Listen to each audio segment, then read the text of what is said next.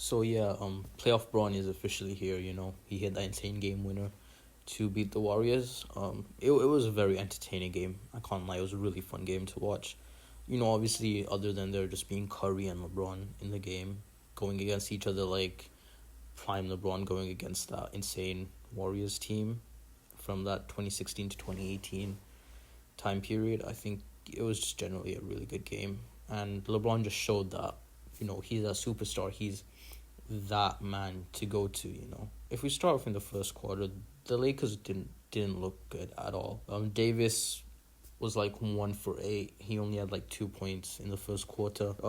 The Warriors defended so well in that first half. I think they really, really tried to win this game. I think they deserved to win the game, but they just didn't have the firepower to beat LeBron and AD. Curry really tried. He had 37, and Curry did what Curry does, Like, he just he hit his threes, he got inside, he finished around the rim really well. And he did all this with Caruso defending him really well. The Lakers double teaming him. I just think they played really well. They played some really good defense on Curry, and then Curry also just played really well to get points and shots away from the Lakers defense. Like, I think all the threes he hit, he created by himself. Like, I don't think he ever, got a three off a screen or, a catch-and-shoot three. I think they were all, he had to create them. I was really happy that Wiggins was playing well. We know Wiggins can be good when he wants to. He started off really well in the first quarter. I was like, oh, yeah, this is going to be a good game, because I knew that if Wiggins played well, this would be a good game. And it continued. The Warriors defended really well in that first half.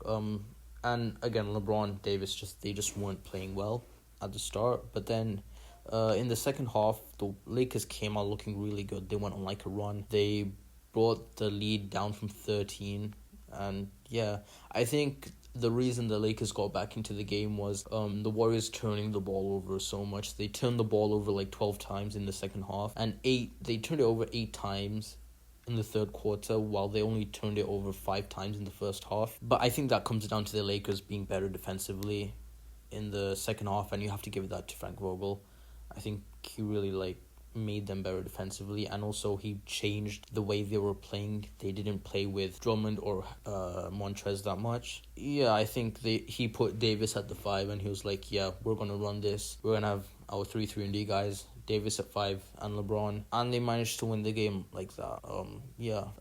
That's basically it, honestly. There's nothing much. I think the Lakers will beat the Phoenix Suns very easily. They'll probably take it to 5 games. Phoenix might win 1 game unless CP3 and Devin Booker decide to go crazy and DeAndre Ayton actually decides to rebound and be very aggressive, which I don't know if that'll happen, but yeah. I feel bad for the Warriors. I can't lie. I feel really bad for Curry. He really tried. Again, I think if they had Clay this game, but then again, it's an if thing, If they had Clay, they probably would have won because they had that other shooter, that other scorer, So the Lakers would have to defend 2 guys. Draymond played really well. His defense was insane today. But yeah, the Warriors tried. You have to give them props for that. But the Lakers were too good. Next game was the first game, which was Grizzlies versus Spurs, was also quite a fun watch. It was mostly fun watching the Grizzlies play.